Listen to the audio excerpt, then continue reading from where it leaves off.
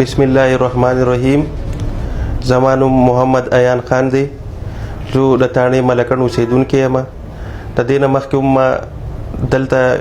د عوامو په مفاد کې او د حکامو توجه راوستو طرف ته پریس کانفرنس کړی دی چې کم د نګینا خان د کرپشن په باره کې او هغه ټولي کم مونږ چې دلته پریس کانفرنس کړی وی هغه ټولي هر بار صد ثابت شوی. نن هم مونږ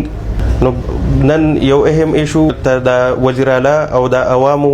توجه مبذول کومه چې عبدالخالق افریدي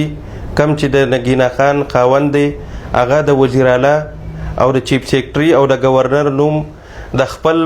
غلطو مقاصدو لپاره استعمالي او عوامو ته د نوکرو او افسرانو ته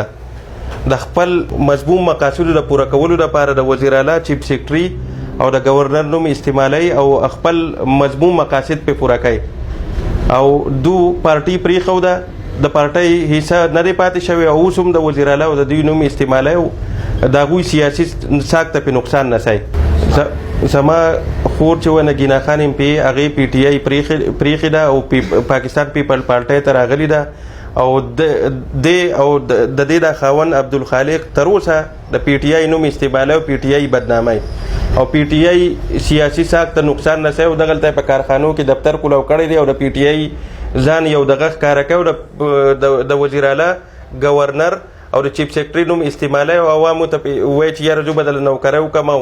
زه به دله ټیکې درکړم او زه به دله افسرانو ته وایي چې زه به دله ټرانسفر وکړم او ځان یو معتبر شی جوړ کړی دی چې کله وزیر اعلی او وزیر اعلی چیف سیکرټري یا دغه ما وواړو بالکل زما سره پروف شته او زه هغوی ته ورکولی شم. عبدالخالق افریدی خو چې دی هغه خو بس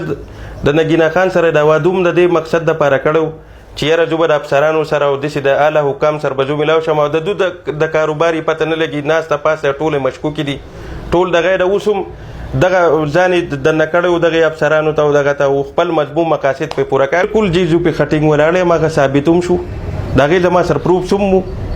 او اوس هم د دې سړي په باره کې ما سره ښه پروف شته زه هسې نه یم لګیا بالکل پروف سره دي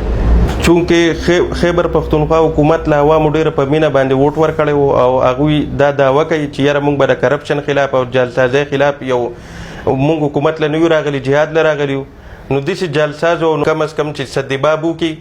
او په دې باندې خیبر پښتونخوا وزیر اعلی چیف سیکرټري او گورنر نوټس والي او قانوني کاروایي د دوی خلاف وکړي.